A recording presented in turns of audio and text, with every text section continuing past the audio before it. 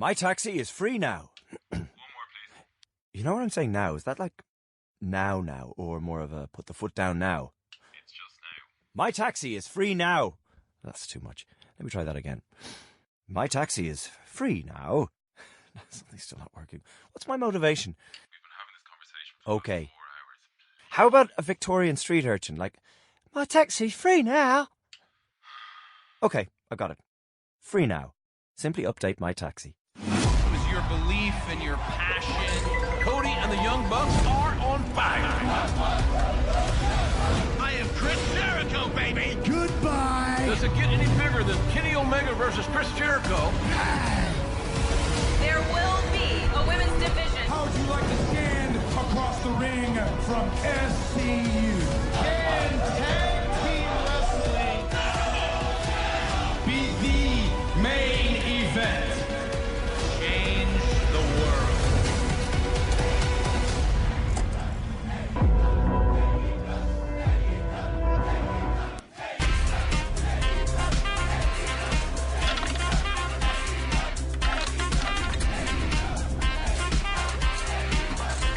All Elite Wrestling presents Double or Nothing.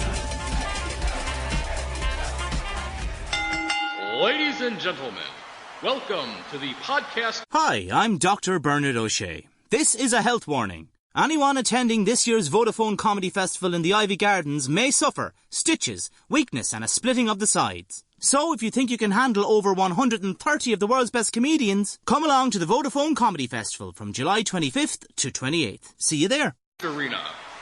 Coming to the ring at this time. Oh, you didn't know?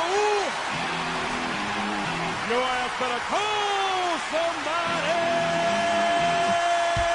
First, representing This Week in Geek, and from parts unknown, he is Mike, the Birdman, Dodd. I am one hardcore D-O-double-D. I'm a nice man.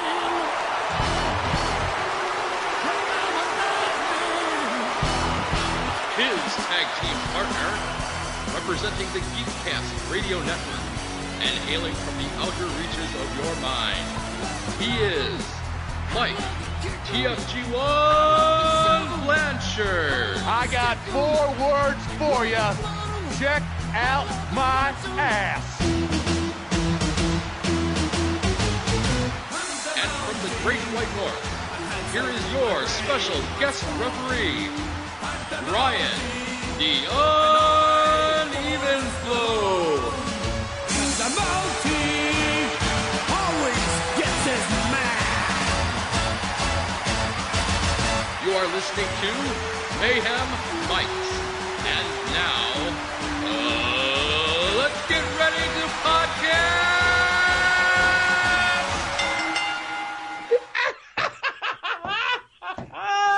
Welcome! I should do it, right? I think I should do it. Welcome! I want to do it. Welcome to... Hey, come on, guys. What am I, chopped liver? You guys left me off of this thing last year. Please allow me to do the honors. Welcome, everyone, to the first inaugural show of All Elite Wrestling AEW.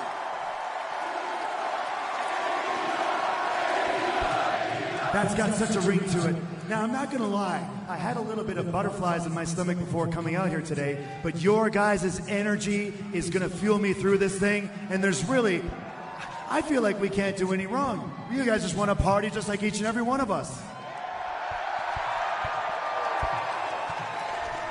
God, it's so cool to see 20,000 people.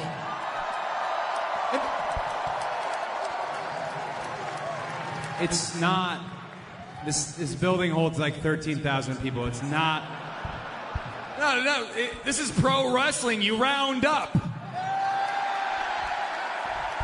Okay. Well, we just set the attendance record for the MGM Grand with 20,000! Hello and welcome to Mayhem Mics. This is episode 52. I am, of course, TFG1 Mike. And the Uneven Flow Merkley is out. He's out in some other territory. We don't know where exactly, somewhere up there in the Great White North. I am joined by Alex, the what the hell are you calling yourself now? More important. The more important guy. Wow. I like it. And you're really taking lessons from OptimusSolo there, because he has that kind of ego too. Damn. I can still talk like Ryan if you really Stop it. Stop it. Shots fired. Shots the fired. chameleon. Stop I don't it. know. We'll Stop figure it it. out as we go.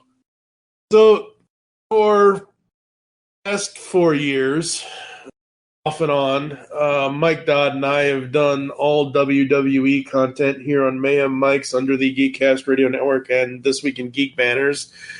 This is the first episode that we're not doing that, and Mike isn't here. Mike hasn't been here since episode 34, which was WrestleMania 34, which was a year ago.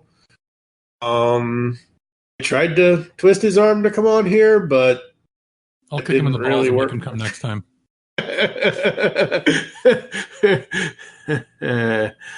Oh boy. So there's always been other wrestling promotions other than WWE, WWF, whatever you want to say. You got Ring of Honor, you got TNA, you've got whatever other thing.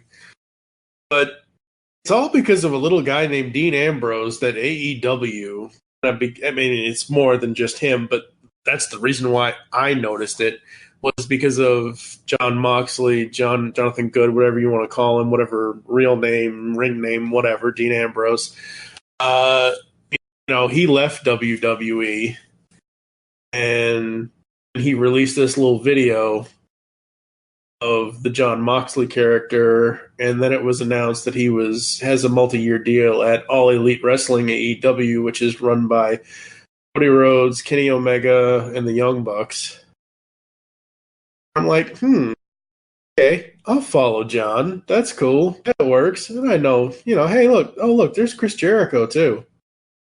Yeah, and maybe some other faces you might have seen had you been following. I haven't seen, we'll get into this in a little while, but I haven't seen Tommy Dreamer since he tried to come back to WWE about 3 years ago. Yeah, So, yeah, you see some of those people, or you see, who is it? Why am I drawing a Billy Gunn? Billy Gunn, yep. You see basically anybody that got pissed off and either was fired or quit or maybe got popped for steroid use at WWE in the last couple of years, that are experienced, and then a whole bunch of really talented people from other companies that WWE just either didn't see the need for, or, didn't get a chance to grab up.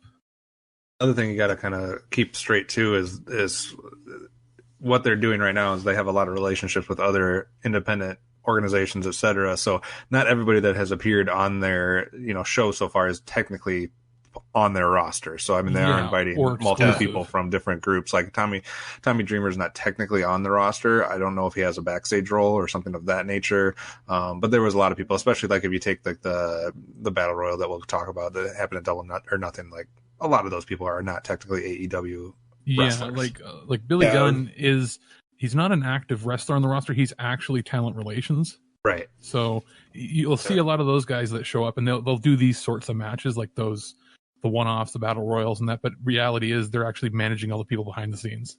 Right. Or some of them might be getting, like almost an audition in some of these matches, or again, like has been happening since the end, since the beginning of wrestling, building relationships with whatever organization you're building a relationship with, talent trade swaps and stuff like that is probably something that's been going on as well. And because this is Kevin's first episode on this specific show on the Geekcast Radio Network, when did you first start watching wrestling, and what, are you WWE, or are you, how did all that come about, and did you ever start and then stop and then start again, or that kind of stuff? Yeah, I've been a wrestling fan since almost as long as I can remember. I grew up in watching the probably 1980, 1987-ish, 1988, 1989. Those 3 years were probably like my introduction to wrestling. I was a humongous Macho Man fan as a little child. He was definitely my favorite wrestler for years and years. But I remember seeing, I didn't watch much at home in the beginning of that time, but I remember we basically had a neighborhood where I could go down about a block or two, and we basically had 5 households that had children that were my ages. So all of us guys would hang around and, play sports and do different stuff. And I know the one friends that we had, there was a set of brothers, and they used to get the pay-per-view every, at that time, 3 times a year, or what would eventually kind of be 4 or 5 times for the most of my childhood. And they would get it, and all of us would go over there and watch it. I remember playing WWF Superstars, for the whatever Nintendo system that was before, the Royal Rumble came out. The Royal Rumble used to be like the game we would rent every time we got together, because it was a lot of fun. We would always try, because you started with 2 players, and one person would stand on one side of the ropes and the other person would stand on the other, and then you would just throw the people that came in over to the other people and hip toss them out until it was the 2 of you at the end. That was the not fun way to play it, but we thought it was fun at the time. But yeah, I was big time into WWF for a long time until sometime in the early 90s, which I think is fair for what happened with a lot of people. Early 90s, I kind of faded away a little bit, early to mid 90s, because that was by then, Hulk Hogan and Macho Man and all of them were not really part of it. They were trying to introduce some new people that I wasn't a big fan of. They were giving big pushes to people like Bret Hart, who I was not a huge fan of at the time. So I kind of faded away a little bit, got involved with, probably middle school sports and stuff like that. And then I remember I would sometimes still check on Raw every once in a while on Monday nights and whatnot. I actually used to record them. But while I was not really paying attention to, I must have swung by at some point and started checking out WCW just a little bit, just to kind of see what was going on there. And that was right around the time, obviously, that NWO came about. So then I was a huge WCW fan for about 4 years, 3 years, something of that nature. I didn't like the WWF Attitude Era. I was not a huge fan of that. Not big on, what they were doing with all the Vince Russo type stuff, I'll say. So I much preferred the WCW product, but obviously that also went off the deep end once Vince Russo got involved with that too. You can tell I'm not a big Vince Russo fan. And then I completely, after the NWO and WCW was sold, I stopped watching wrestling entirely. And then kind of saw little bits and pieces here and there, and then kind of got really back into it by starting to watch the WWE, pay-per-views that have happened over the last probably 2 years. It's kind of how I've gotten into it. I don't watch Raw. I don't watch SmackDown. I don't have that many hours of free time in my day. And the WWE Network does not allow you to watch them unless you watch them live, and I cannot watch them live. So I just don't watch them because I don't want to. That's one thing I don't get. Like, okay, so this is for Kevin more so than anybody else, because everybody else who's listened to this podcast for the last 4 years knows this. They're on TV. I don't understand. You're paying $10 a month or whatever it is per year in total for WWE Network. Why they don't, and I know why. It's because of how I watch them actually now. I can either DVR them on Comcast or Xfinity or whatever it's called, or I can watch the cut down recaps on Hulu. It's because they have that TV deal with Hulu. Not full shows, but for the edited versions of the shows. Right. That's why they're not on WWE Network, which is it's kind of stupid when you think about it, but it also kind of works too, I guess. I don't know. Yeah, and it's not the only reason I don't watch the shows. I mean, if you were watching the pay-per-views, which are happening way too often now with like basically every month at least one, which is one of my biggest gripes of wrestling in the last 20 years. But between that and like the 5 hours of television product it seems like that's out there, especially if you're watching NXT and you're watching all the other things, it's just too much to keep up with for me as far as time goes. Yeah. So I probably wouldn't do it anyways. But if they did have it just on like, hey, maybe I can't watch Monday Night Raw on Monday, but like by Tuesday or Wednesday they had it on the network, I would maybe check it out. But I'm not going to wait a month and a half. By that point, they've already had a pay-per-view, so that stuff is already pointless. Yeah, exactly. But then obviously, I got. Go sorry. I got big time into listening to podcasts. I was listening to only movie podcasts, and then I got into listening to wrestling podcasts. I think I started with Stone Cold's, maybe. I had listened to the earlier version of Jim Ross's for a little bit. Then I got into X-Pac's, and they were all okay, but they weren't really giving me what I wanted. And then I got on to Conrad Thompson's series of podcasts with Eric Bischoff and Bruce Pritchard and now Jim Ross. And those are so fantastic that I've literally I haven't quite listened to every single one of Something to Wrestle With, but I've listened to every one of Gerlin JR in every 83 Weeks episode. And it kind of really got me back into wanting to pay attention to wrestling, and I have been keeping up with the AEW rumors since before they even had anything. And I've been really excited to finally get to see what they had to do, and I'm very excited for October to come and to see what they do with what they're putting out there because right now there's a lot let's just say there's a lot lacking in WWE that I know they're trying to fix, but we'll see what AEW does. Yeah. So yeah, exactly. And it's interesting to see what WWE gives to Hulu, because Raw on Hulu the day after is half of what it's an hour and 30 minutes or less. So it's so interesting to compare and contrast the two to see what is cut out and what isn't. It's basically the same. I hadn't thought that if you were to like PVR it and remove all the commercials, it's the same length. They might pare down a little bit here and there, or they'll cut things if somebody swore, or if somebody did something in the audience that was vulgar, or they cut out if there's like blood or something. But for the most part, it's like they have way too many commercials in this day and age. Yeah. And I think and I'm kind of glad that they leave this, and we'll talk about this when we get to AEW fully, when we talk about Double or Nothing and Fyter Fest. JR is not Michael Cole. JR is not Tom Phillips. JR is not Byron Saxton. JR is fucking JR. You don't have him, advertising for Rocket League or whatever. You don't, like, he hates doing that. So I love that he is now over at AEW. I just wish AEW would figure out the rest of the commentary, and we'll get to that further. Let's see. So, Alex, run down the numbers for these things, like paid, not paid. Like, I know Fyter Fest was free, but Double or Nothing was what, $50? Because it depends on your region, but generally it was, I think, $50 or so, give or take. It was cheaper if you didn't go through traditional pay-per-view and you went through the Fight TV app, because you could get a discount. Okay. You could get it for like, I think 30-ish or so American, 35, 40 Canadian. So just about half of what a traditional pay-per-view for WWE costs if you don't have the ability to get the network or can't you or want to get it that way. You could not watch it through I couldn't watch it through Fight.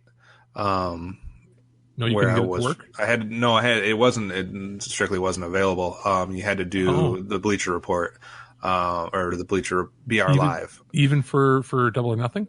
Yeah, Double or Nothing, I thought, because I downloaded the Fight app and I got everything ready, and then I was like searching for it and couldn't find it, and then I had to look online, and it said that in the United States you had to do BR Live. Oh, okay, because, see, up here, the Fight app is, I think, partially Canadian owned, and they might be pushing it through that. Like, for everything else, Bleacher Report works here as well, but I know that doesn't work at all in like Europe or Asia or anything. It's only, because that was a little confusing at first because of how they advertised it. So I was a little confused when I was going to try to make get everything set up on the TV screen and whatnot, and I was struggling for a minute. But yeah, then I finally figured out it was Fight in Canada or in BR Live in the US, and then obviously you had the YouTube for the first part, or your traditional cable provider for some of it.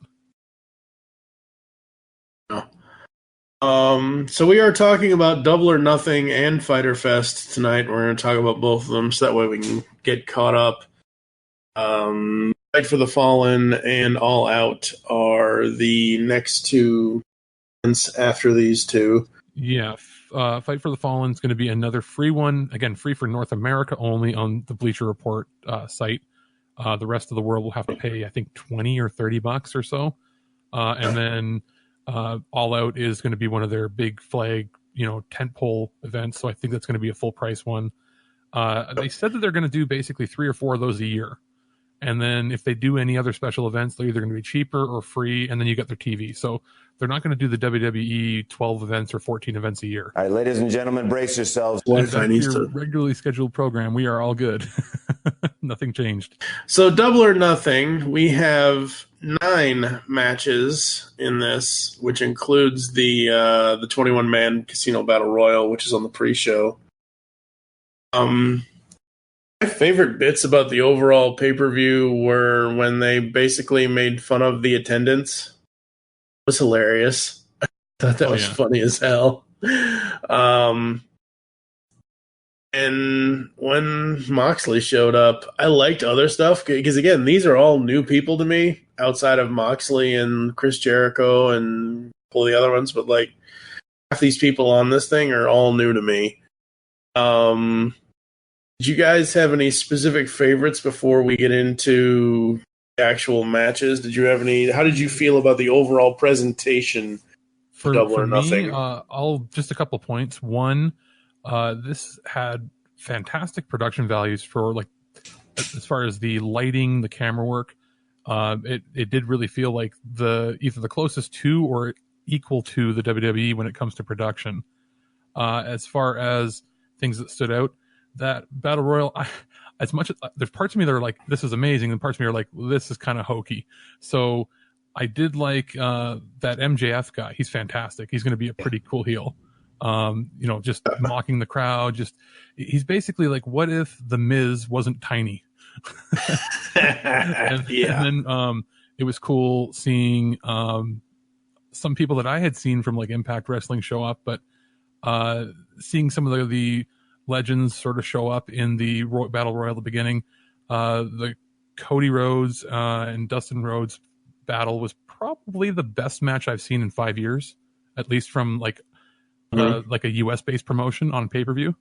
And that has nothing to do with how bloody it got. We'll get to that later, but just how it was presented. It was better than anything the WWE has done since they launched the network, since 2013. Yeah, I agree with that. I mean, from quality from top to bottom was pretty stellar. The pre-show was the pre-show, so I wasn't sure how serious to take it, especially that most battle royals are kind of cheesy in a way. Especially, I mean, I guess they took it a little bit different because you have basically every 3 minutes 5 wrestlers entered. So that was kind of an interesting way to do it compared to what we were used to, maybe with a WWE product and stuff like that. But I was the same as Alex, where some of it was a little bit I know, Mike, you had some comments about the cigarettes and stuff like that with the whatchamacallit. But I thought it was interesting. I thought it was a good way to have a mix of some of the people we're familiar with, a mix of some of the independent people we should be familiar with, and then a mix of some people that we probably wouldn't know anything about. So, I mean, obviously you get Tommy Dreamer in there, you get Billy Gunn, you get Fat Glacier in there, and some people like that. You get Brian Pillman's son. So that was kind of cool. You get 90210 Boy's son. What's the guy from his son? Perry's son. Yeah. So, I mean, that stuff was cool. And then there's some people that you just know about through, the independent circuit, like a Jimmy Havoc or a Joey Janela or, different things like that. So I thought it was a good collection, but it was it seemed like it wasn't quite the same as the rest of what happened after. Yeah, it seemed a little like if you listen to a lot of the podcasts, the old time wrestlers that get pissed at a lot of the indie stuff being too jokey. Right. It was a bit of that, like the cigarette on the head. It wasn't even shown on camera properly. There was some stuff like that where it's like, Joey Janela, here's what I know of him.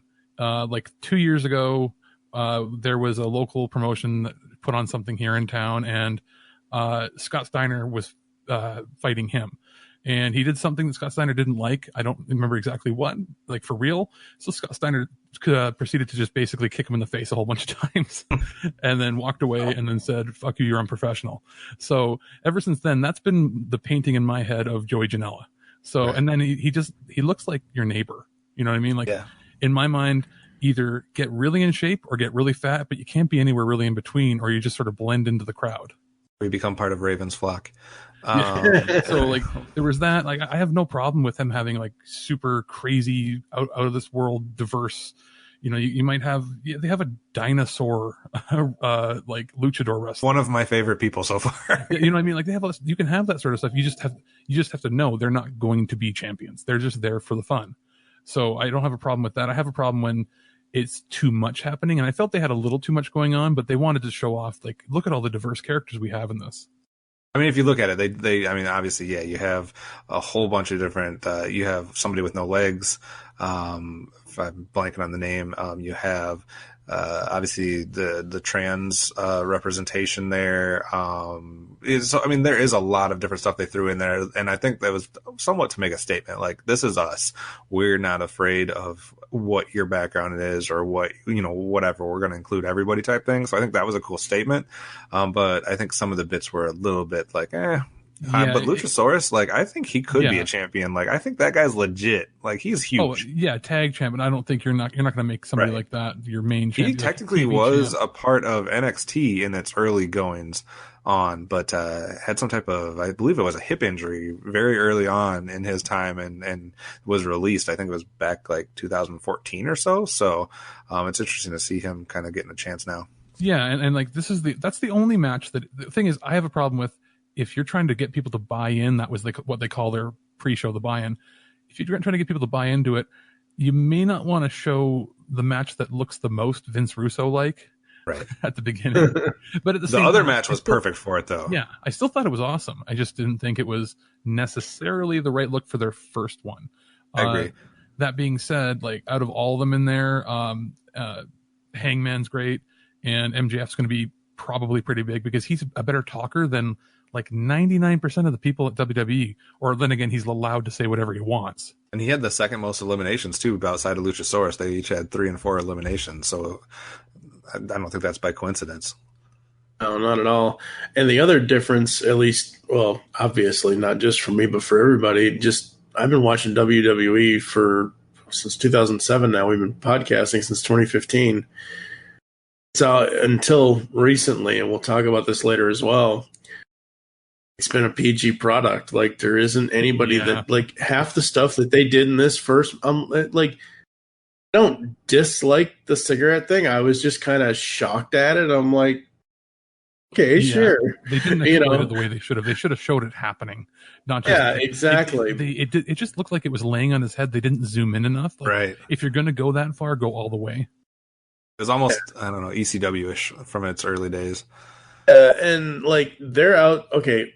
Not counting the Battle Royal, every other match, half the time they're outside of the ring because they have this 10 count back in the ring thing instead of a 5 count or whatever it is that WWE uses. But most of the matches, half of them were outside of the ring most of the time. Not all the time, but a good majority. It was a very different, like Alex was saying earlier, how it's on par with the WWE product visually, but it's also basically WWE is stadium wrestling. This is almost like just above being backyard wrestling. It's like, what if TNA was run competently around 2007? And they injected a crap ton of money with the talent they had then. Pretty much. I think though, like what Alex was talking about, how maybe the Battle Royal wasn't going to be your like, hey, we're going to give you a sneak preview. If you like this, check out the rest of the card because you're going to get more like that. I think the Battle Royal was wrong for that, but I do think the second match with Kip Sabian and Sammy Guevara, that was definitely a better glimpse of what you're about to get. So I do think that was a good pre-match to have because that was, when I saw that, I was like, ooh, this is about to be real good for the rest of the time. So, and they haven't announced like a middleweight or a cruiser or anything. So I'm assuming they're going to be announcing more titles soon because they have, like, they can't have everybody fighting for just the world heavyweight unless they have like a TV championship or something close to that. But I would see like those kind of matches are going to be cool. Yeah. My only other complaint from just kind of not going into any of the matches yet, but just kind of on a more of a broad thing, and I know this might be to get more people involved. But there's only 3 singles matches on this card. So I was a little taken aback by how many, whether it would be a 6-man tag or a 6-woman tag or a tag or a fatal 4, like all those types of things.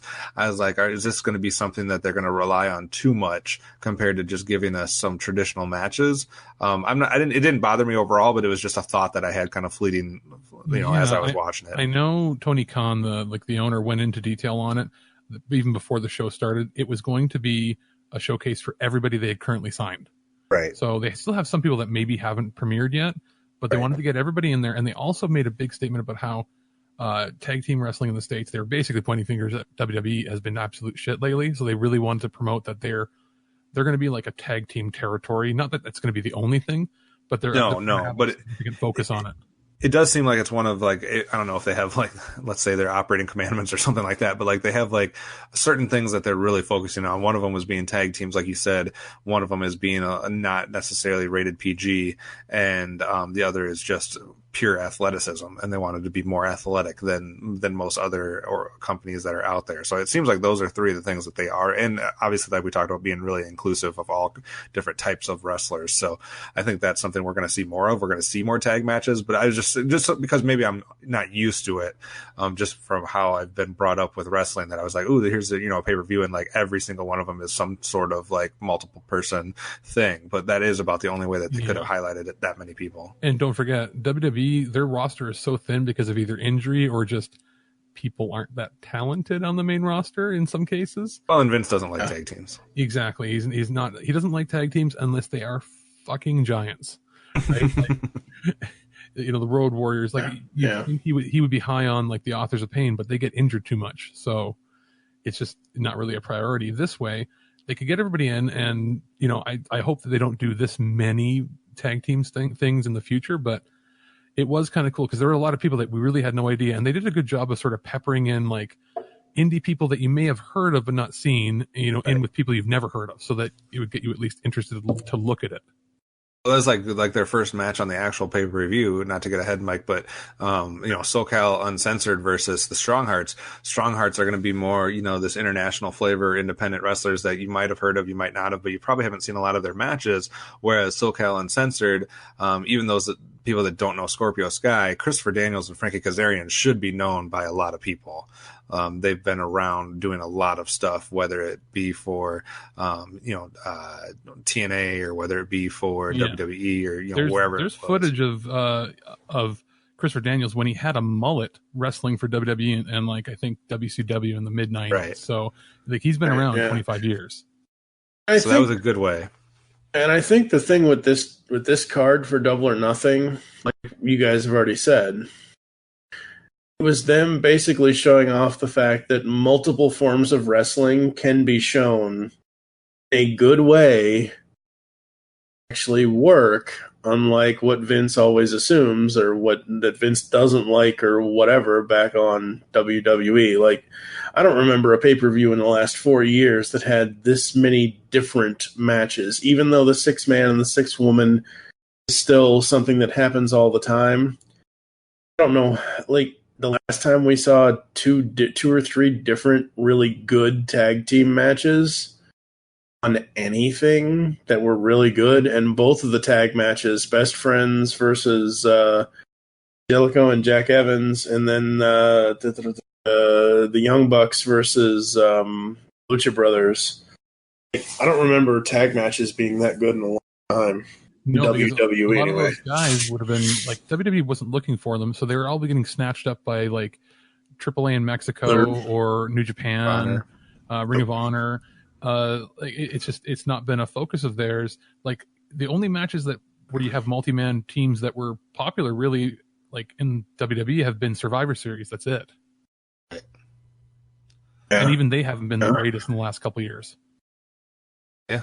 I'll ask a quick question before we get too much further into the card. Something else that I thought they did a really good job with just as a company was heading up to Double or Nothing. I was curious, did either of you guys watch all of their YouTube little, I guess they called them episodes? They had about, 10 of them or something, 15. They had less than 15, I think. But they had these little 1, 2, 3, 4 minute, 5 minute clips, almost reminiscent of the old vignettes that they used to produce at WWE, where they would introduce a new character and they would show you all these different like little things. But I thought they did a fantastic job of previewing some of the things, because what they were dealing with is a hard situation, because they're putting on a pay-per-view that's going to include people that a lot of people don't know anything about. So they had to try to get some type of stakes or some type of storytelling or some type of momentum going into something that nobody, they didn't have the TV shows or the other pay-per-views before that to lead up to it. So I thought those YouTube series of videos was really cool. Well, I watched a couple, but do you know why that they were cool like that? The guy producing them, I might be wrong, I think the last name is Lagana or something, was the guy that produced them all for WWE in the late 90s. And ended up going to become a director at TNA for a little bit, and then had left and due to creative differences, and is now the head person producing all their videos.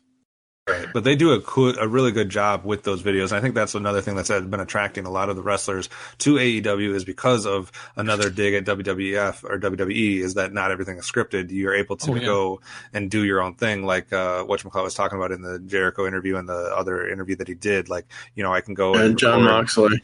Hey, I can go and record like 4 or 5 different vignettes or clips or shots, and in so much less time, and I can be myself and be creative. And I think that's something that a lot of people are yearning for. And think about this. Sorry, but think about this. You think that anything MJF said would ever be okay at WWE at all anymore? No. It would be very scripted, heavily. Like, they can say whatever they want. Now, they can say what they want on the pay-per-views, but there will be some standards they have to follow on TV. But that being said, they've already said that they're not scripting anybody. They get to say basically whatever they want. Will be good. That'll be good, yeah. No, I knew about them. I wanted to go into this cold because I wanted to see what the product was. I didn't want really any kind of previews or anything. Right. I wanted to go in and see if again, outside of Moxley, outside of Cody and Dustin, outside of the Young Bucks and Jericho and Omega, I wanted to watch Kip Sabian versus Sammy Guevara and see if, same thing with NXT. When I've watched the few things that I've watched of NXT, I wanted to see if I could go in cold and see if, hey, I like this guy over this guy, or I like that guy over that guy, or that woman over that woman, or whatever kind of a thing. I like that they do that. I think that is super cool. Again, to give people information about the characters and to give people, a little teaser, like you said. I had to go into this cold because I needed something refreshing from the dullness that is the WWE. And, you're talking about how scripted things are, Alex. Well, I don't think Corey Graves' holy shit was scripted in the recent Raw that happened, thank God. And WWE is like, oh, we need the teenage audience again. Oops, let's hire Paul Heyman and Eric Bischoff back. Yeah, and hey, you know what? Let's plan. Let's say one shit and see if it makes the news. And because it made the news. Yeah, and it was scripted for him. So. I would suggest anybody that hasn't watched those videos just to go back and watch a few of them just to see some of the stuff in there, because it really does lend to the creativeness that's going on, creativity. They're doing it too for every one of the pay-per-views. You can watch the Road to Diaries once a week, and they're not hard to watch. You can watch them on your phone. They're 10, 15 minutes at the most, and it does more to prep you than I would say like Raw or SmackDown does. And I would anticipate that that's going to happen at least until October, if not even further on, because it's just it's a way to also engage today's viewership, like how we consume media and how we consume entertainment, and not to have to wait to see something on TV or necessarily do that type of stuff. You can put a video like that out there and boom, it's out for everybody to watch and can hype up something. So I think they're being smart with that. Absolutely. So the main match that started it all, as we said, was SCU, Christopher Daniels and Frankie Kazarian and Scorpio Sky versus the Strong Hearts, Seema, T-Hawk, and El Lindemann. This was, again, because it's a completely different product and they're doing more than WWE ever would consider doing now. This was probably one of the best six-man matches I've seen in a long time. It far exceeded my expectations because I know how old Christopher Daniels is and Frankie Kazarian. Not old, I guess, but like they're not as young as a lot of these people are. And I was like, ooh, what are we going to get here? And this one far exceeded my expectations. The other thing that I think is real good about this match and basically the whole card is look at the duration of all the different matches.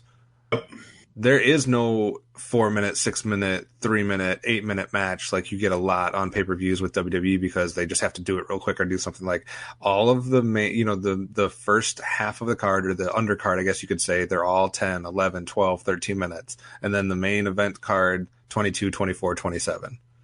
Like, that is a good way to go about doing that. Yeah, absolutely. And Absolutely on top of that, it's been a while since I saw Kazarian, and like the guy's in his 40s, he looks great, and he reminds me of like, what if Randy Orton cared? That's pretty much how he performs. Right. And Christopher Daniels is like turning 50, and he's performing better than guys in their 20s. Christopher Daniels, the thing that worried me because I knew he was kind of a big guy behind the scenes.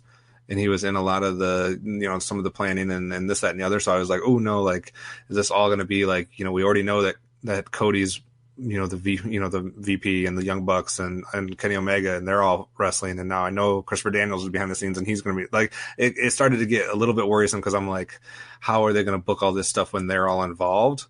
But I think they did it well so far. Yeah. And I think Christopher Daniels is like the head trainer. I think that's his title. So he'll do these sorts of events, but you don't plan on seeing him probably on the main TV show every week. Right. He'll be like, it'll be similar to, show up for a quick 2-minute match and then put somebody over or maybe win against a jobber. And that's it. I think I know he's already a part of this, the SoCal Uncensored and whatnot, but he would be a great, also like a leader of some type of like little faction or something like that of like a larger, not like Four Horsemen necessarily, but like something like that. I think he would be great in that role. Absolutely. The next match we had was Dr. Britt Baker, DMD, versus Nyla Rose, Kylie Ray, and Awesome Kong. Isn't Kylie Ray part of Diva Search? The Mae Young Classic. I swear I've seen her WWE before. I'm probably wrong, but it wouldn't surprise me. I'll just double check. Oh, she hasn't. Not according to any of this information. He's been in a lot of other stuff, but it doesn't show anything as far as any connection with WWE. Anyway. I thought the interesting thing about this, obviously this was a big reveal for Awesome Kong being involved in the match. They kind of teased that. And didn't tease that. It was kind of... it seemed like, I don't know if you guys picked up on this or not, maybe you, Alex, but it seemed like they might have had a little flub at the announcer booth when it came to this, because they were talking about, doesn't one of the other ones also go by Kong? Yeah, I think so. Like it's the announcer booth, the issue is like Excalibur is great at color. I don't like the fact that he wears a mask because it makes it look hokey. Like if you're trying to present this as less WWE and more serious, maybe lose the mask. You can have the nickname Excalibur, but have his real name or something. But he's great. He's fantastic. The Alex Marvez guy, he's terrible. Right. I think right, and like, it's Awesome Kong and Aja Kong. Oh, okay. Is that what it was? Yeah, somebody else. Yeah. Okay, because Aja Kong came about later. No, because I think this is what happened is they were talking about the women's roster possibly or something of that nature, and then they said, later on in the match, in the card we're going to see Aja Kong or whatever, and they're like, and because they said the word Kong, then that made them think of Awesome Kong, and I swear they say Awesome Kong before they reveal that she is the other person. JR by accident then. Yeah, because then all of a sudden, like they let it out a little bit too early, and then it's like, here's the reveal of Awesome Kong, and it was like, wait, what? It's perfect timing because what we got was a few weeks away till Glow season 3, right? And she's one of the main stars of that. Do not be surprised if AEW has a bunch of girls show up in that season. I would not be surprised at all. that as well. So obviously the interesting part about this, and if you would have watched the YouTube videos, what they did here was kind of interesting because they have Brandy Rhodes. There was a video where she's talking to Britt Baker and like saying, we're fully supporting you. We want you to win this match, blah, blah, blah. And then there's immediately a video of her talking to Nyla Rose and doing the same thing. And then her talking to Kylie Ray and doing the same thing. So she was basically telling them all a bunch of BS, that she was all in support of each one of them. And then of course she comes out with Awesome Kong. So that was kind of where that led to. What did you guys think of this match? I liked it. I thought it was interesting. I thought it was cool, but I think you've got two people that should be marketed as like big monsters as far as like powerhouses, and I don't think they got enough time to shine in it with Nyla Rose and Awesome Kong. I think this might be the first time on a national pay-per-view that you had like a transgendered wrestler. Correct. So you maybe shouldn't have had Awesome Kong in that match. Right. Maybe, show off that factor. Don't take the spotlight away if that's what you want to do. You could have put Awesome Kong in with the Japanese wrestlers, with Aja Kong. You could have done a feud there. It's like there's only one Kong allowed or something. Right. Bring her. You could have done it there, and then it would have actually elevated that match later on. So I think that was a bit of a slip up, but that's just nitpicking. I thought that both the women's matches were decent. At the end, the one thought that I had was maybe this is the one area that right now, at this exact moment, just based on the rosters, that WWE might have the edge on them when it comes to the women on the WWE roster compared to the women on the AEW roster. But then I was like, well, it's not fair to judge that based on one pay-per-view. And I know it's going to be a focus for them to keep that women's division strong and going. So I'm hoping that they can kind of either tear some people away from the WWE or at least get everything nailed down so that they can compete, because right now the women are the only reason to watch WWE, in my opinion. So I'm hoping that AEW can kind of match that, because everything else is great. Well, and the thing is, WWE spent the last 5 years cultivating the best of the best as far as women in wrestling in the world, right? So they snatched up everybody with those classics, and there are some of them are that you don't even see. They probably got 20 women that you've never even seen just locked into NXT contracts that don't even wrestle because they want to keep them. There's a couple of them that are upset that might be bailing eventually. We might need to talk about that at the end. But I thought it was a decent match. I got to admit, though, at this point, the Bleacher, the BR Live feed was not good at the first half of this pay-per-view. They were struggling. I don't know what it was on their end, and I know it wasn't just like local to me, because if you went onto their support page, it was like a dumpster fire of people complaining. Yeah, I heard that. I watched it on the Fight app here, and which was perfectly fine. But I had heard that. But I know I watched the Bleacher Report for the second pay-per-view, and the pre-show was having issues where it was glitching out. And then as soon as the main pay-per-view started, it was perfect and crystal clear. Better than the WWE. I had no problem with the latest one, but on Double or Nothing, it was doing two things. Number one, it would refuse to go HD. So it would be HD for a second, and then it would be like pixelated or blurry, where you couldn't quite, you could tell, but it was just not crisp. And then I probably took 20, 25 pictures of it buffering, just in case I needed to try to get my money back or something, where it was just like loading and loading. The app's been there. I think they launched this service as like the live streaming thing only in the last couple months. Right. So this, I think, like, is really who's watching. Okay, soccer, not an example. Let's say who's watching golf or something, whatever they were showing. There's very few people that are going to sign up just to watch that. I think this was the first heavy load they had ever had as far as traffic on it, and they fixed it for sure by the second one. Yeah, it's actually it was fixed on this one sometime during the 6th match. So these next two matches, 5 and 6, I didn't get to see in their entirety, like clearly without a lot of interruptions. So I can't say a lot about the matches 5 and 6. But by the time they got to the Cody Rhodes match, everything was finally working and in HD. So I got to see the final 3 at least the way they should have. Good. The next two matches, Best Friends, Chuck Taylor and Trent Beretta versus Angelico and Jack Evans, and then somebody else going to have to pronounce these names because I just can't. There's just no way. You want to try? Yeah, sure. Go ahead. For match 6, Hikaru Shida, Riho Ryo Mizunami, and Aja Kong, Yuka Sakazaki, and Emi Sakura. Yeah. There you go. I like the Best Friends as single individuals. I hate their gimmick. Their gimmick is it's Billy and Chuck, just not as overt, and it's not as, I don't know. It seems very indie, very hokey. That's going to have to change. The hug it out stuff has got to stop. I don't care for that at all. From what I could see from the 6 women tag match, that there was a lot of athleticism and there was a lot of cool things that they were trying to do, but it just seemed like something was off about that match, whether it was them knowing each other, whether it was the timing, whether it was something just seemed like it was a little bit off working on that for, match compared to something. Japanese promotions are going to be different than working for US ones, so they're probably not used to the way the crowd reacts to them. Right.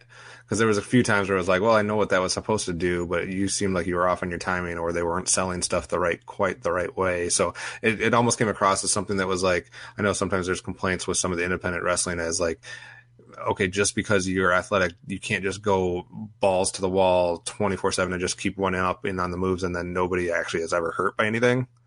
So that's one thing that you have to watch out for in something like that. And then we get to brother versus brother. Crap. If there wasn't 2 other matches on this card, I'd say this was the match of the night. Well, I mean, it was. It was, yes. It's a match of it's one of the top 3 matches probably of the decade. Yeah. I mean, Dustin Rhodes, to be able to pull that off at his age and for how long he's been since he's been, in the ring on a regular basis, was ridiculous. The last time he was in the ring on a regular basis was like a year and a half ago, 2 years ago, and he did a house show tour up here, and I got to see him locally, and his match was the best match of the night. And let's be real, like because a lot of people might hear like, oh, he hasn't been doing regular stuff for a year and a half, and be like, well, that's not that long. Yeah, that's not that long for someone who's 25. Yeah, he's 50. For someone who's 50, and he's been wrestling for 30 immediately years.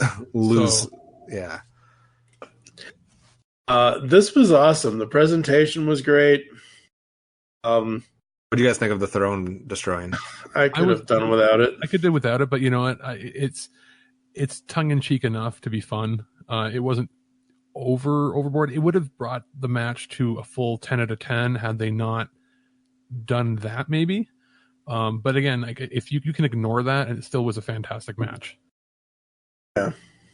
I mean, the chemistry and the psychology there was on point, like especially for 2 brothers who haven't always been, on the greatest terms with each other and things of that nature. But I mean, it was like, well, and being the half Gold Dust paint, half Dustin from the late 80s paint or no paint look, like sort of merging the worlds together, that was kind of cool.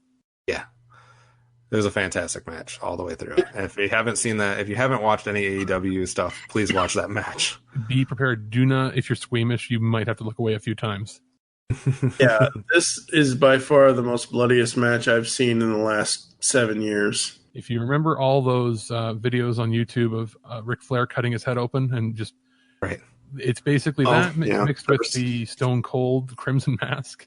Right. And because it's all in HD... you get to see it's like corn syrup falling very out. Little. Yep. But the thing is, like, he pulls out some moves and they do each other's moves. There's a lot of psychology there, but he does some stuff that I've never seen him do, let alone didn't even think he could do. That small package, like forward flip thing that he did in the corner, was insane for somebody his age to do, especially with somebody losing that much blood. And the other thing that you could tell out of this is because Dustin Rhodes is not going to be a regular competitor on AEW, I don't think. I think he's going to have... he's going to be a pay-per-view guy, if anything. Right. He's going to have something very few and far between, maybe a little bit more here at the beginning, and then once they get hit in their stride, he's probably going to take some other role or just fade away or something.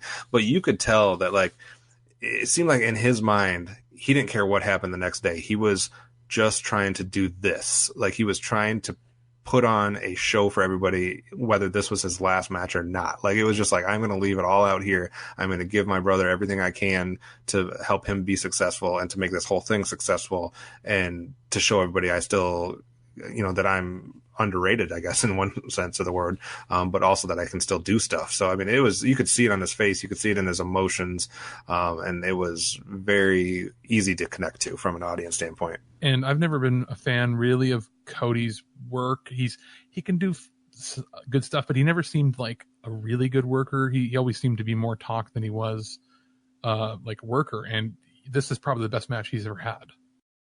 Yeah, it easily is, because, I mean, look at what he ended up doing right before he left or got let go from his contract from WWE. I mean, but this could have he just wasn't doing. It could have been, yes, but it wasn't. No, just think of it. It could have been a train wreck, and you're going into this match knowing that someone's 52 years old, and look at every time the WWE puts somebody that's 52 years old on a pay-per-view. It absolutely is garbage. And so, like, I had it in the back of my head. The last time I can think of, like, an older wrestler, like that age group, working on WWE well would be maybe, no, Shawn Michaels, no. Like, right before the end of, okay, maybe Ric Flair's retirement match, maybe. He was maybe Hogan 50s. And Rock. Well, and Hogan, I don't even think, was Hogan in his 50s then? Maybe.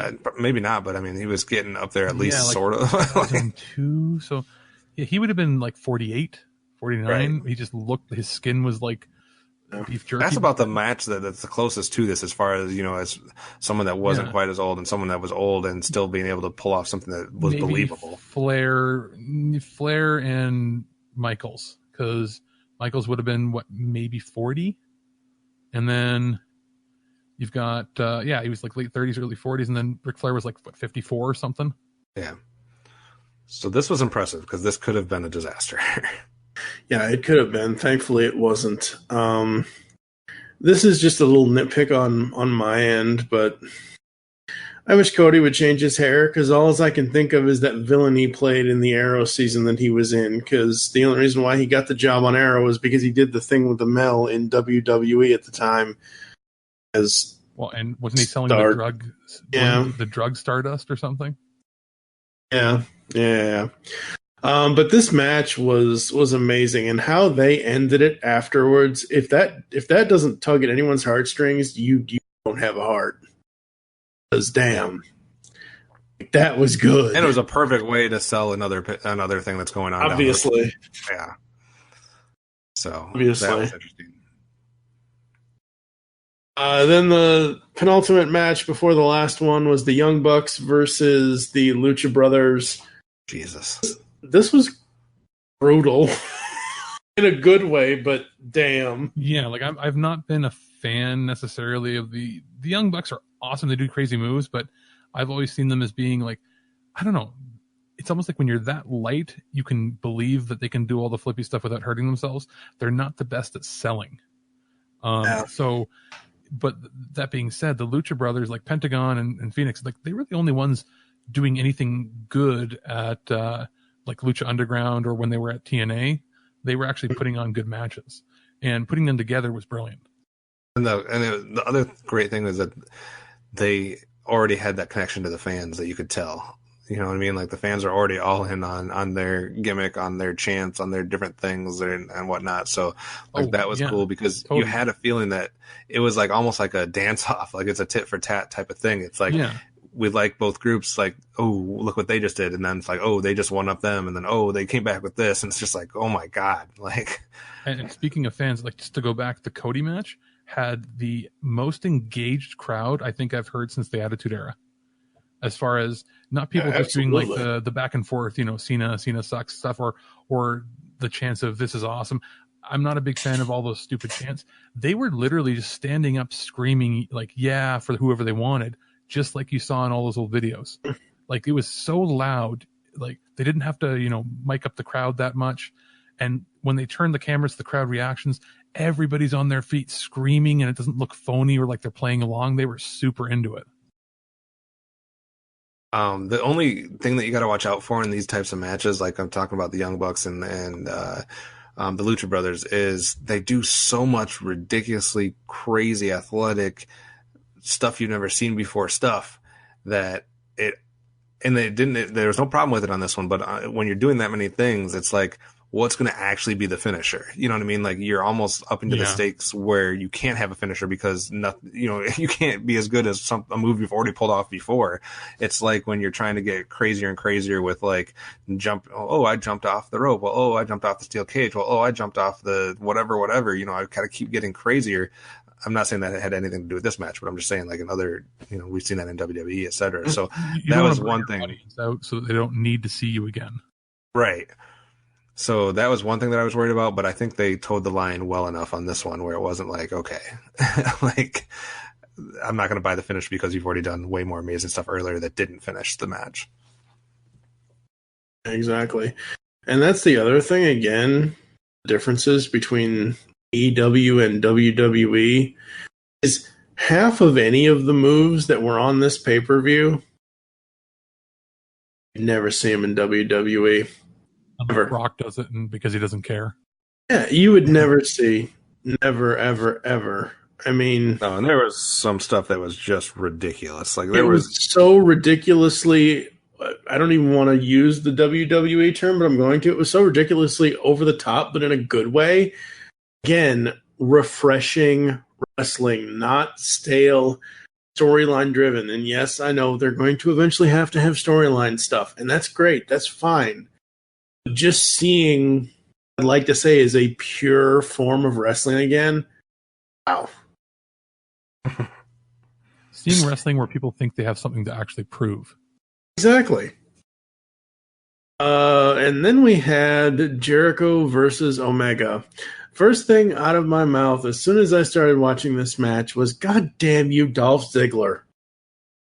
The reason why I say that is because, not currently, but the last time Dolph was in WWE before he left again, or whatever he did, whatever they did, I don't even know. He started making fun of everybody and started coming out to everybody's music and then just making fun of all of everybody. Didn't matter who it was, any WWE superstar. So this match, Jericho comes out. He comes out to all of his different character iterations. And I think it just took too damn long. And I had already seen it with what Dolph had done in the past with making fun of it. Other than that, this match was awesome. Like, other than Jericho finally looking like full dad bod.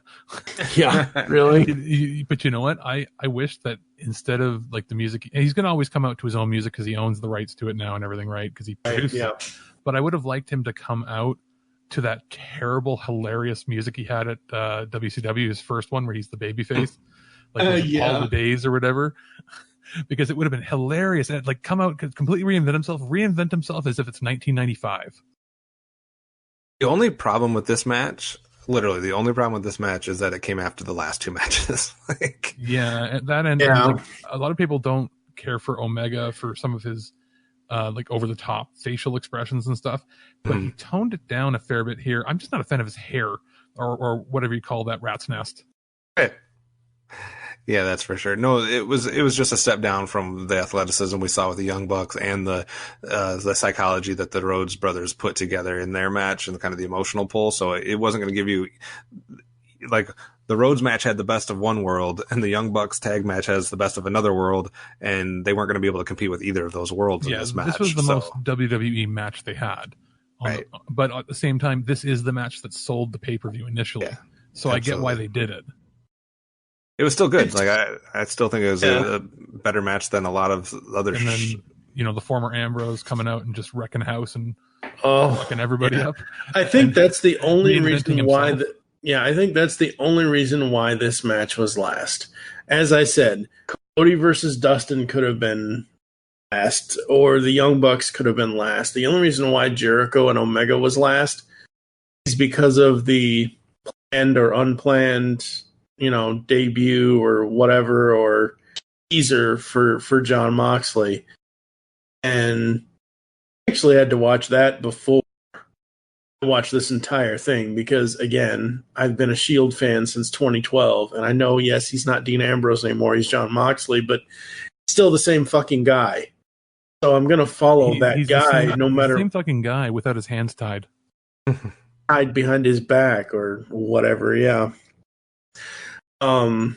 Yeah, that was an awesome match, and I'm kind of glad that Jericho won. Because it gives him something to do. It also shows that this isn't going to be a case of what happened at like WCW or TNA, where the management, who also happens to be wrestling, always wins. Right. And that's why Cody wasn't the last match, I think. Yeah. That would have been just too like nepotism or something if you had the two Rhodeses in the final match when you know he's the one that's in charge of everything, basically. And I think it makes sense. Jericho's the most established star on the whole roster, clearly. Like, you can't even argue that. Like, he's the one that got the mainstream media to take notice when he came out and did his surprise promo press release on it. Like, without him, they would have done well, but they wouldn't have got the, like, was it a little over 100,000 people? I think it was 100 and some odd thousand paid for the pay-per-view, which is the biggest pay-per-view numbers outside of WWE since the 90s, maybe? Probably. Yeah, probably since WCW at least. But it was good. I think overall, I'm sorry. No, I was just saying overall, like, I think what separates this one is, number one, we were getting to see a lot of stuff we had never seen before. But then even the stuff that we had seen before seemed like it was better. Like, Frankie Kazarian did a drop kick in the, like, damn near the opening match of the whole thing that is better than a drop kick I've seen in, like, it might be the best drop kick I've ever seen. Like even the stuff that they were doing was better than the stuff that I've seen on WWE lately or any other, place outside of, NXT comes close, and I know that's WWE, but like, if you just watch NXT, I guess it's closer to that, but I don't know, like, not to mention all the crazy stuff that you've never seen before, but even the simple drop kick, even a simple, certain moves, it just for some reason had like something, it was ramped up in this, and it was just amazing to watch. Working the crowd like MJF. MJF is 23, and he's a better talker than 99% of the people in WWE.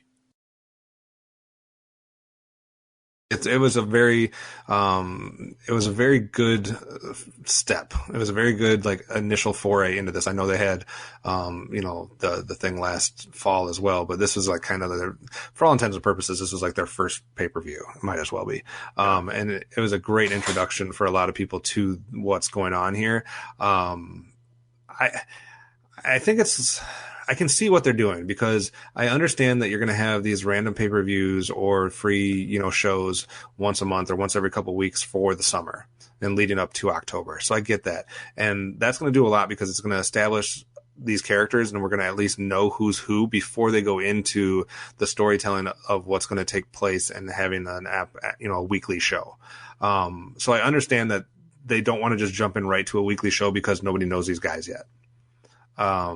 But at the same time, it's like, oh, you had so much momentum coming off of this. I feel like it should just be immediately starting. Like, I would have tuned in the next day to watch the TV show. So I get what they're doing, but I'm like, man, I hope they don't. I hope the TV show wasn't so far off, October being still 3-4 months away or whatever it is, that I hope they don't lose any of this momentum. Well, my guess is, like, they've announced, one more Fight for the Fallen is another free one. Then we have the big pay-per-view All Out. And then we've got about a month off. They're probably going to do one more free event to get people hooked, and that'll lead in, and they can use that as like extra B-roll footage for promos for the show. Absolutely.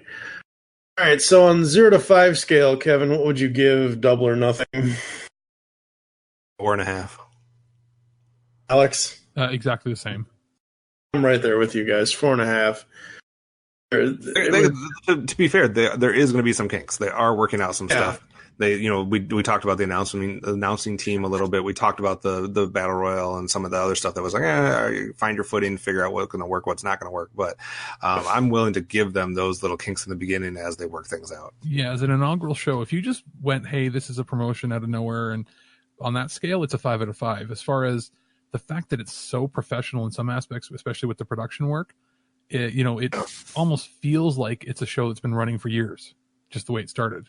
So absolutely. On that scale, just with some of the hokey stuff, some of the kinks they got to work out, that's why I gave it a 4.5. And that was without getting the the Pac match with Hangman Page that was originally supposed to be on this pay-per-view. So just imagine if that would have been a match Hangman as well. Page would have crushed that little elf. Like, I mean, let's be real here. And he is listed on the roster. You can be the most muscly elf in the world, but you're still an elf. You're still an elf. Neville. Yep. All right, so we're going to take a quick break, and then we're going to come back with our Fyter Fest discussion after this. Tonight at Fyter Fest, it's time to show the world why All Elite Wrestling is here to stay. Will you follow us? AEW is ready to embrace the bright lights. Lucha Brothers, Laredo Kid. We'll see you at Fyter Fest. Ready to prove themselves yet again. Amazing! Because they realize, in order to survive the struggle and succeed, they need to fight for this dream every day. Their passion will create an energy that will infuse your soul, an energy that declares, let's live forever. Welcome to All Elite Wrestling. This is Fyter Fest. Welcome to the show. It's time for a free event, everybody. It's time for AEW's Fyter Fest. Fyter. That's right, Fyter. Gamer thing, I guess. I don't know. Yeah, it was a joint event. There was a, like, you know how there's Evo, the fighting tournament expo, fan expo thing? Same sort of deal, where they have a bunch of fighting games, and this was fighting games and wrestling. So we talked a little while ago about how there's a lot of tag team matches in Double or Nothing. This one, very different matches. You have a three-way tag team match to start it. You got a singles match, a hardcore match, a singles match, a three-way match, four-way match, another singles, a six-man tag team match, and then non-sanctioned match at the end. What are you guys thinking the difference between Double or Nothing's matches, just as what types of matches they are, and Fyter Fest? Personally, I like the flow of this better. I thought it was going to be a lower quality production because it was like, I thought it would be like, the WWE does their network specials where they're a little lower quality with the exception of like the stuff over in Saudi Arabia. Right. But no, this was like the same quality. I like the layout a little better. I'm still getting used to like the names of some of the teams and that, but like I know the one team, they can't go by Super Smash Brothers because they might get sued. Yeah. But you're going to see a lot of the same people that were on the last pay-per-view because the last pay-per-view was the introduction to everybody, obviously. Right. I do like how the layout went. I don't know how we'll get to it, but like the final match, the unsanctioned one, it was a little hokey how they set it up, but I get why they did it. Yeah. Honestly, the final match is probably the only one that I have a problem with because I don't like hardcore matches. And I said I don't like Joey Janela. He looks like a Play-Doh man that they just said, hey, in his gimmick, I'm the bad boy. I'm a bad boy. Oh God, look at me. So I was happy that Mox did everything he did to him. Hardcore matches just are so hardcore. No, they're so like manufactured. They're pointless in that. Like if it happens to turn into a hardcore match, cool. I don't like when you have gimmicky things to bring into the ring. A hardcore match could be things like you're fighting on scaffolding or that sort of crap, but they don't. When really you have to look under the ring or look under the whatchamacallit and go under the ring like 17 times in a match, I'd lose interest. Like what it should be is you should come to the ring with whatever you're going to use, or it should be in the ring. And then it's not just that we're grabbing a chair. It's not just that we're grabbing 7 tables or 7 ladders or thumbtacks. Like at one point, and I know we're jumping ahead, but you pull out what's clearly a manufactured board that has barbed wire on it. Like that is the most like come on. That's not natural. They did this because what they wanted to show is that before he was Dean Ambrose, he worked Mox worked for CZ's, whatever it's called, Combat Zone Wrestling. Right. He was one of these guys that did all the bullshit matches that you see. Whenever you see somebody go, what's that ridiculous backyard garbage? That's the kind of matches he did. So I hope this isn't what he does all the time. That being said, at least they didn't go full on light tubes and all that garbage. They kept it closer to what you would have seen something on like ECW or something that Mankind would have been in. At least they didn't bust out the cookie sheets and stuff like that, I guess. We have 3 pre-show matches this time. To be honest, I watched Scorpio Sky and Frankie Kazarian in the first match.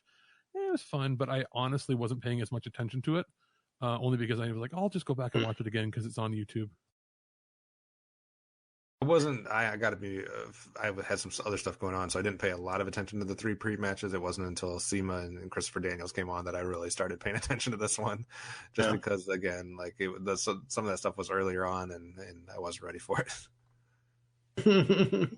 Yeah, I mean, again, I've said this for years. I do not watch any of the WWE pay-per-view pre-shows because this is a new thing. I want to see how they do it differently, maybe how it's to be their own thing. I'll say this: I'm already tired of the dueling librarians. Oh, that shouldn't have even been a part of it at all. That's one of the I forgot that existed. Is the most TNA late 2000 WCW garbage. Like, they shouldn't even be there. I think the interesting thing that they did set up with the pre-show matches is the tag team, the announcement that we are having an AEW World Tag Team Championship tournament at some point. So they were, that match was to advance to, having a first round bye. So I'm interested to see, all the different tag teams that are going to be involved with that and kind of how they do that. So we're clearly going to get the main AEW, whatever they're calling it, championship, world championship, whatever they call it, and at least a tag team championship. So we know those 2 are happening at least. Well, and remember that it used to be, until the WWE did this stuff with their network, the pre-shows were just something like a red carpet thing. They never really showed anything. Pre-show matches used to just be called dark matches, and they would show up on the DVD. Right. Because there had to be some reason for you to buy the DVD, but now that DVDs aren't really a thing, even though WWE still seems to think they are by releasing them, there's really no point. Like, what they should be doing is, you pay for the pay-per-view or you pay for the stream, whatever, you get your main show, and then after the fact, if you want to buy it after the fact, let's say you missed it the first time, or you want to buy it or whatever, if you're a member of their network or you want to buy DVDs, that's when they should be including the matches pre-show, because by default they're kind of going to be nothing matches unless they put a belt on the line or something. Yeah, absolutely. As far as the second one, Allie and Leva Bates, Allie I've never been a fan of with any of her stuff with Impact. She's a local girl from up here, pretty close to where I live. They're basically marketing her, and I think there's another one too, where they're basically being marketed just as Bailey Light. Kylie Ray is almost like that. It's like, what's her deal? Well, she smiles a lot. Right. Okay. And Smiley Kylie. It's like, and what else do you do? Nothing. Oh, okay. So you're really not important. Then, as far as the third match there, the Michael Nakazawa, I don't really, not really a fan of the. So I've seen Nakazawa twice. I've seen the oil twice. I'm done with the oil, and I'm done with Michael Nakazawa if he continues to use the fucking oil.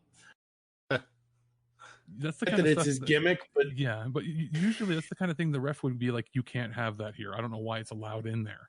That's another example too of a match that consists of someone that's not even on the roster, because that Alex guy is not on the roster. He's the CEO of the event, like the event that was the fighting champion.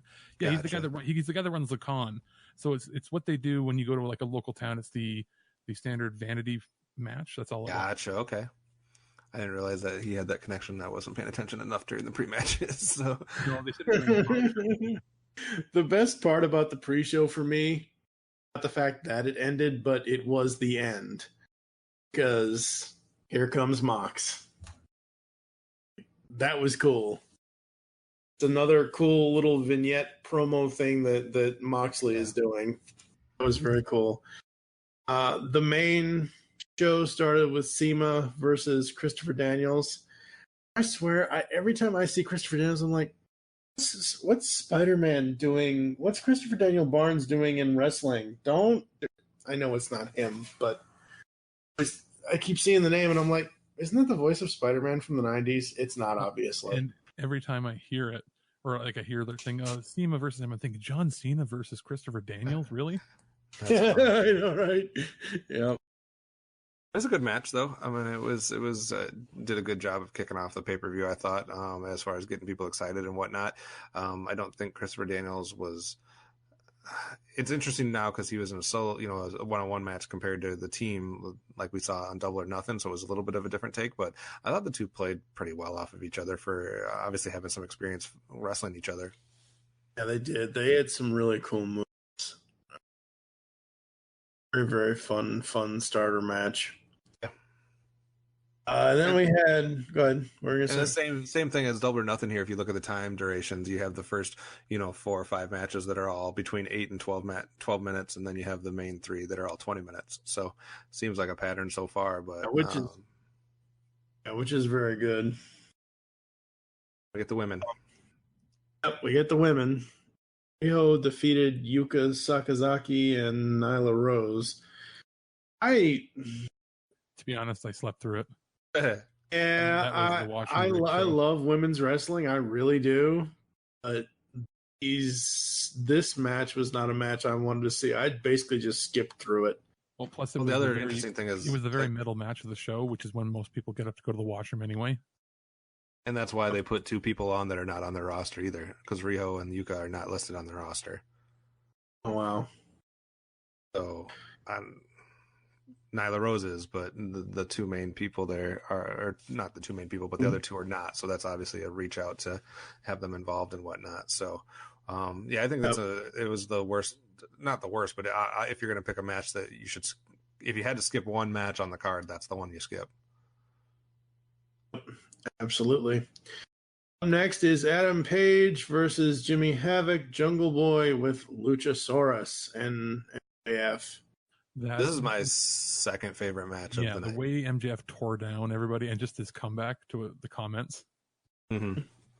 I really enjoyed this match. Like I said, I think it was like probably my second favorite match on the whole card, because I'm already finding these new characters like Alex is mentioning with MJF or some of these other people that I'm interested in. I'm interested in Jungle Boy. I'm interested in MJF. I'm new to Adam Page, so I don't know a lot about him. I don't really care too much about Jimmy Havoc.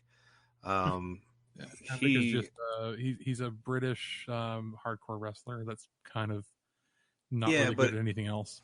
He reminds me of what we were talking about before. Like, you either need to get buff or you need to do something, because right now you look like you have to be big one way or the other. Right.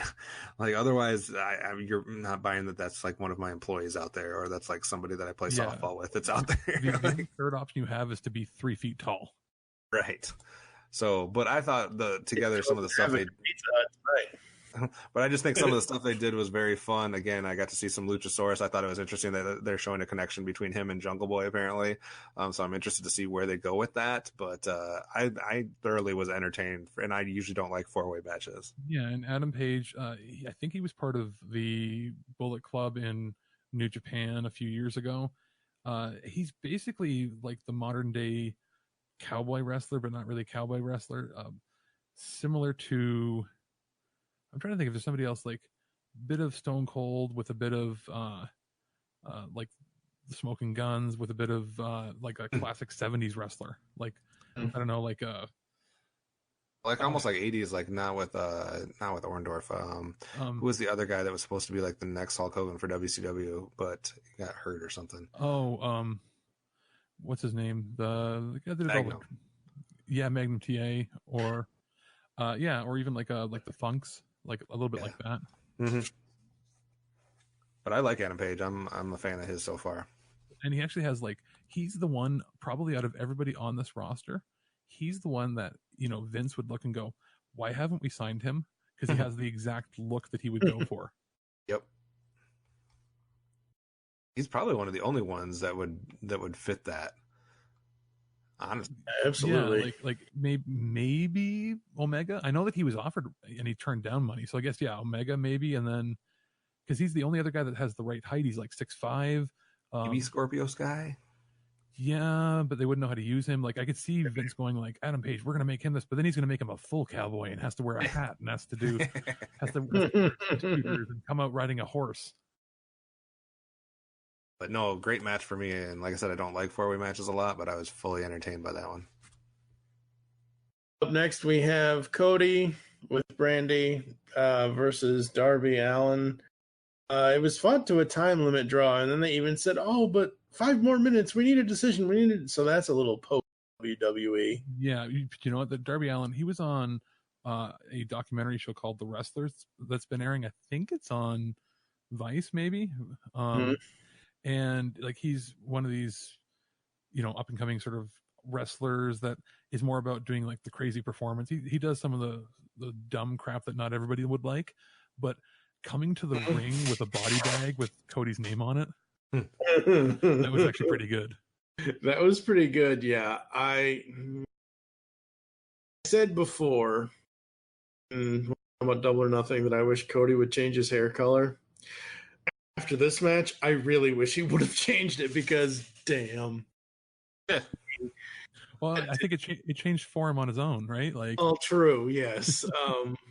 Basically, Sean Spears, right? Formerly known as the Perfect 10. Yes. Ty Dillinger, who looks way better in his new look now, and looks like he's put on some mass too.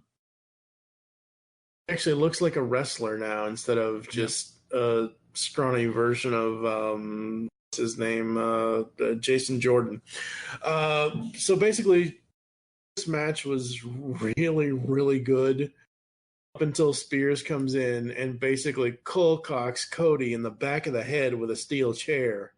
It actually looked like he hit the front, and I thought, did he gimmick the back of his head to do it? But what happened was the chair bent the wrong way, and it smacked him on the back. Yeah, because they did have a gimmick chair, but it still, he had 12 staples in his head, so that's not fake. Yeah, there's no way trust me, as someone who just came out of brain surgery a few months ago, 12 staples in your head, that's not faked. And if that doesn't separate them from the WWE. Yeah. The last time that happened was Brock opening up Randy Orton's head the hard way with his elbow. And before that was or then again there was that fake blood that they did with Triple H and Roman Reigns, because God forbid he actually gets bloody. Right. But yeah, having chair shots obviously aren't allowed in the WWE, so. And they're not really going to be allowed here. It's only going to be the crazy weird occasion sort of thing. And it did get them the press they wanted, I think. Yeah, for sure. So obviously sets up another thing here for the future. So good job with that, without having a TV program to be setting up some of these angles and stuff like that. We get tag match. 6-man tag match. The Elite versus the Lucha Brothers. So it's Kenny Omega, Matt Jackson, Nick Jackson versus John Jr. and Ray Phoenix with Laredo Kid. Don't you mean Ryu, Ken, and Akuma versus? There you go, that too. This is the kind of hokey stuff that I actually can get behind, because it was a themed show, right? So I'm okay with it, because they were all in on the joke, and it wasn't. If WWE had handled it, it would have been way worse. When they did the actual move without touching them to just do, it's oh god. But it's all right, because the rest of the match was so much fun, and Laredo Kid is a badass as well. So Laredo Kid was cool. I could watch the Lucha Brothers and Laredo Kid or any other combination of some of those guys all day. Absolutely.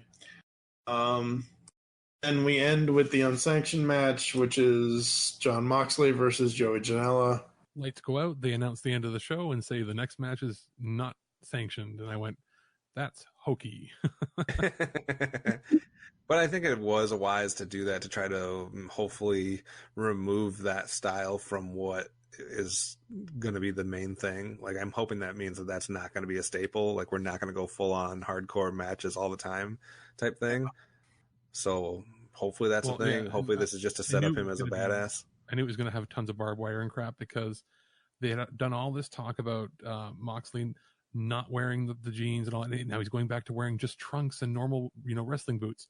And he shows up here with like longer pants and a shirt. And I'm like, oh, it's going to get really prickly, isn't it? Because there's no way he would have done any of that stuff if he was just in tights. No. And I got to say, I'm like, this is kind of like the Ambrose Asylum a little bit. Yes, exactly. Hello, thumbtacks. Exactly. Because as soon as I saw the thumbtacks come out, I'm like, oh. And I don't remember how this happened because we've been talking about all this stuff now. Janela's boots come off. Oh, no. Mox knocked him to the ground, pinned him down with a headlock and like submission move, and then pulled his shoes and socks off and slammed him feet first into them. Okay. He took them all off. Okay, that's what I thought. Yeah, and that was awesome. I'm like, yes, hurt that guy. I don't like him. Maybe he'll quit. He has go away heat. I mean, don't get me wrong. We may or may not like certain wrestlers. I don't really want any of these people. I don't want to see them come to physical harm, permanent physical harm. Ultimately, because they're putting their... Right? Exactly, yeah, that's true. But, still, hate to see people get injured and that kind of thing and whatever, whether it's in match or look at the Cody and Dustin match. Thank God they're both all right. Thank God. If there weren't going to be any attacks in that match, I could just see, Dustin going at this point, hey, I'll do all these crazy moves. He's like, all right, we're going to throw attacks in there. And he'd just be like, fuck you. There's a point where you don't heal that fast anymore. And whatchamacallit, I don't even think realized that he was going to be a part of this thumbtacks at the end. Yeah, I don't think so either. And I think it just heightened the match. I thought the match was really, really cool. I still think the Cody Darby match was one of the matches of the pay-per-view for this one. Yeah, it's that one for sure. And I think the Adam Page one too. Yeah, those two probably. So it's Cody and Darby. It's the Adam Page one, and then for me, obviously, because I'm a Moxley fan. It's that. I would like to see them maybe. I don't know if it's cut the pre-show or they can't. What I could see is, do a battle royal on each pre-show, but make it less hokey. Get all the wrestlers in that maybe aren't going to be on the show regular, or have one good match, or do, put a tag match on there or something. But like I said, between Double or Nothing and Fyter Fest, Double or Nothing had 2 pre-show matches. This had 3. I think what they should have done is they should have had a whole bunch of people that weren't technically officially signed on the roster. And I think they should have used these pre-show matches as a way to get on the roster. We're gonna have some type of tournament or some type of weird thing. Match with a couple people you want to build big. That's where they should have had the Nyla Rose. She should have come in there and just squashed a bunch of indie people that put on a good show, so that maybe those people will be signed local talent. But then you can make that person look huge and not have to have a piss break match in the middle of the show. Right. Agreed. And then of course it ends and more we're setting up things for the next show basically, and I'm excited about what's going on. Do you think 9 matches? I think both of them had about 9 matches, right? Do you think that's the right number? And both of them had 9 matches. I could deal with even less, honestly. If you're going to give me 7 or 8 good ones, I'm fine with that. Yeah, that's what I'm kind of not necessarily 6 matches, like we were maybe, just and then saying like about two fast squash matches or something fun at the beginning for the pre-show. Yeah. So basically, we want 8 matches instead of 9. The 2 squash or the 2 big things at the beginning, and then 6 more matches. Yeah. Or even like maybe not squash matches. Have one good match. Have one 15-minute match to give you an idea, like a singles match of what it's going to be like. Right. Then use your other 15 minutes for your buy-in. Mm-hmm. You don't need a full hour buy-in. Just give a 15-minute match and then have like some promos. Have JR and them come out and talk about like on camera what's going to be on the show, and that's it. Yep. That's the other thing I noticed. I think on both of these, rightfully so, he deserves it. Don't get me wrong, he does not deserve it. JR gets his own entrance to walk down to the commentary table. Other announcer, in my knowledge, in the last at least 4 years, has had that. Maybe they'll do it. The only other one would be Renee Young, but that was because she just joined as main. And they'll do it when like, the King female or somebody announcer. is going to be a guest announcer. That's about it. Yeah, but it's a smart move because they know that pretty much everybody watching these listen to podcasts and are super fans of him. So he's a celebrity in his own right coming out. So they usually close out the pre-show usually with him showing up, and that's the signal that it's ready to start. Right. I mean, him, JR, and Jericho are the ones that are adding the way to bridge to people that aren't in the know. True, and then like you have him sort of training new people. Like they didn't have the Alex Marvez guy here who was terrible last time. They had another guy who was also not that great, but like you could almost get away with just having the 2-person booth and then have him train the other guys some other way because they're not really good. Fortunately, they did. I know in JR's latest podcast, he does say that Alex Marvez is going to be back. So I think he is listed on the. Hopefully he's not like the main play-by-play for their TV show because he's going to have to get good real fast. And he is on the broadcast team, on the roster, on the website as well. It just lists Alex Marvez, Excalibur, and Jim Ross. It does not list the guy from the last one. So my biggest problem with Marvez is the fact that he is yelling all the time. Every time something amazing or epic or like if he was calling the unsanctioned match, he would have yelled out, "Oh my God, he just landed on the thumbtacks! Oh my!" Like he's not as bad as the guy for NXT. Oh, I don't. Luckily, I don't watch NXT. I only know how bad Byron Saxton is on SmackDown. If you're saying Mauro Ranallo, you leave him alone. He's amazing. He's a national treasure up here. He's great at screaming at like Pride Fighting Championship and stuff. Yeah, he's a little over the top with wrestling, but I mean, he's what does he call himself? The bipolar rock and roller, something like that. Jeez. So, yeah, super high highs, super low lows, super energy when it comes to shows.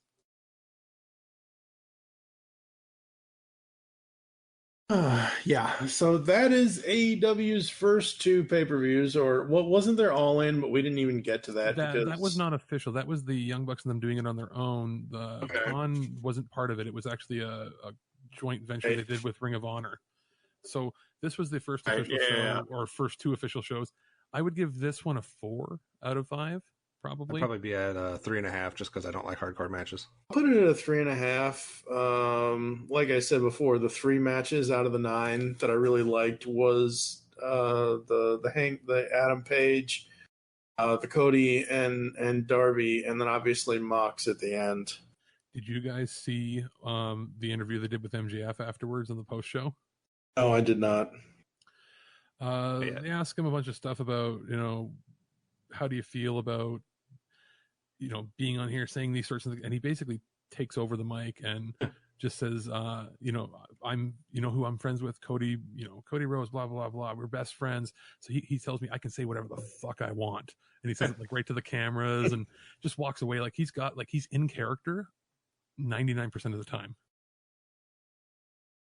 It's like he's 23 years old, but he thinks like a 50-year-old wrestler. Yeah, he's someone to watch, that's for sure. Absolutely. You'll have to let us know, folks, how we did here on the first AEW Mayhem Mics episode. I don't know when I'm going to have this up. Hopefully this coming Monday, most likely. Probably before the Fight for the Fallen show, hopefully.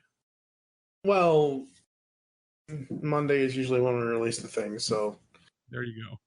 It'll be this coming Monday, considering we're recording it on a Friday. But anyway, Alex, Kevin, and I probably will be back, maybe as long as, Pizza the Hut doesn't take over Kevin, because that guy is a horrible, horrible boss. True. Just eats Pizza the Hut. He eats himself all the time. That kind of thing. Hopefully Ryan will be back, and maybe we'll get Ryan's perspective on AEW overall kind of thing. I don't know when the next WWE episode is going to be. I guess it'll be for WWE SummerSlam at the. If that, honestly, like I know I do want to do some of the network stuff. Like they finally put out the 24 for Ronda Rousey. They finally did 365 for AJ Styles, and then I think they did a 24 for Becky Lynch. So I know I want to do that kind of stuff. But as far as actual WWE pay-per-views, well, what we can do is you pick a topic like that from the network. We do it, and then we give a bit of news on what we've seen on the show, or if we've watched a pay-per-view. You sort of make it like a catch-all. Oh yeah, absolutely. Yep, that's normally what we do. But I mean, as far as specific like the plan that I used to use, like, oh, we're gonna do this pay-per-view this month, or these two I don't have the time. At the very least, we're gonna have to do a head-to-head when SmackDown goes to Fox, and then AEW starts on Wednesdays, and like it's gonna be interesting. The first couple weeks. I think they start the same week. Nice. So there'll be all kinds of stuff coming up here on Mayhem Mics, Geekcast Radio, This Week in Geek, all that good stuff. Kevin, where can the people find you online, sir? I'm on Twitter at OptimusSolo. Alex, what about you? You can find me on Facebook and Twitter at DeathfaceTwig, and or feedback at thisweekingeek.net. I monitor the emails. All right. I am at TFG and Mike on Twitter. You can also follow at Geekcast Radio and at This Week in Geek for the respective network Twitters as well. How the hell are we going to close this out? Oh, we're going to have Mox say something. I don't know. Hit you with a chair. Put some MJF in there or something. I don't think you can hit me with a chair. You already have the staples. Exactly. Why would you hit a crippled guy with a chair? Don't do that. That's me. No, you get one crippled guy to use a wheelchair to go over and hit another crippled guy, and then it's a full-on crippled fight. Hey, stop what you're doing right now. Put that stuff down. Leave that stuff at ringside. Because later tonight, I'm going to show you how to use it properly. If you don't know who or what Jon Moxley is, we're about to find out. Cripple Fighter Fest. We can arrange this. Fighter Fest with a 619. I was so shocked to see that It's a little easier when you don't have to swing your feet the same way. Jesus, I'm still convinced that he's the winner though, because his feet never hit the ground. His feet can hit the ground. How can you lose? Right. He wasn't eliminated. We need to cut all this out because we're so horrible. He should come I mean, as a crippled person at birth, I guess I can do this, but as soon as Dodd's going to hear this, he's going to be like... If he gets the mic, he just has to yell out, "I'm more than half the man you are." And just watch the crowd get puzzled as to whether or not they should clap, cheer, or be That's the best thing ever I've heard this week. That's funny. All right, folks, we're getting out of here. We'll catch you next time here on Mayhem Mics. You just made the list!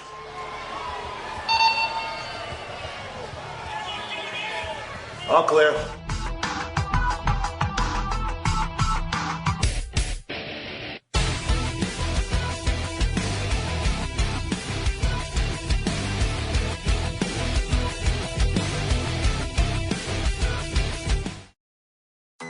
SuperValue online shopping delivers convenience. And now with €15 off your first online shop over €75, we deliver value too. Shop from anywhere on any device and have it delivered at a time that suits you. Shop online now at supervalue.ie. It's got to be SuperValue.